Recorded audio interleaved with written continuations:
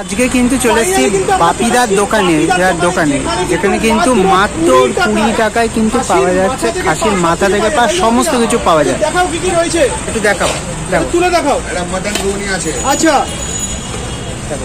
এর মধ্যে তো ঘুগনির পরিমাণই বেশি নাকি?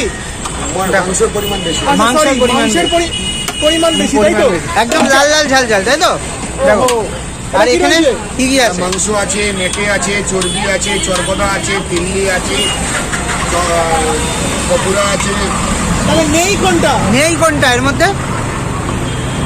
চুস্তা এদিকে আছে, পায়া আছে। এটা তুলে দেখাও, দেখাও, দেখাও।